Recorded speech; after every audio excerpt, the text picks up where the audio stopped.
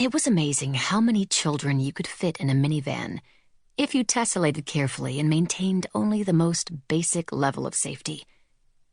4 in the very back, 2 of whom were painfully wedged in the space normally afforded to one child. A single lap belt over those 2. A choice both illegal and stupid, but there you go.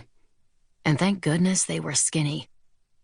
Francis Bloom always had this vague belief that in the event of an accident, the pressure of all those little bodies would hold them in place. 10 seconds with a physicist would have cleared that up, but she didn't know any. And seeing as she rarely made it above 20 miles per hour in traffic, she might have been right. She was a careful driver, especially with other people's kids in the car, and so far she hadn't needed to put her nutball theory to the test. In the middle, the 2 littlest ones sat securely in actual car seats. And next to her in the front, holding sway over the CD player, with the attention to power and detail only a teenager could wield, her eldest daughter, Ava.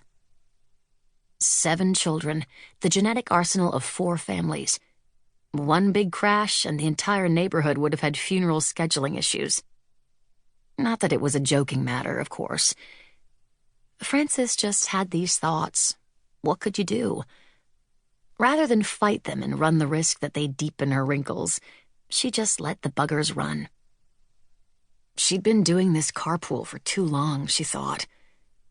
It probably wasn't a good sign that a car crash sounded like just one of several options, rather than something to be avoided.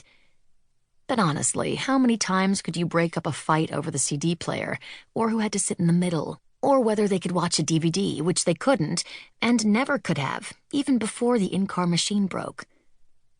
When it was a full house, like this morning, it got so raucous that a tribe of howler monkeys would have fallen silent in awed appreciation.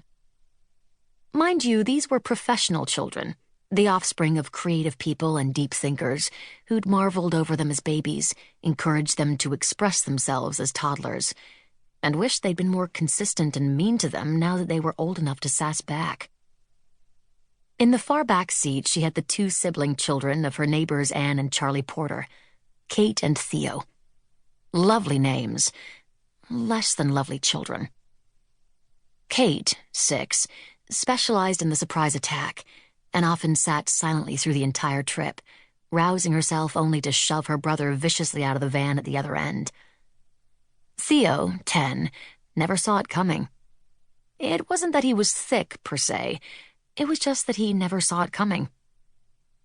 Theo himself preferred a full frontal physical assault, with optional screaming in the ears. God knew how that dynamic would play out in therapy.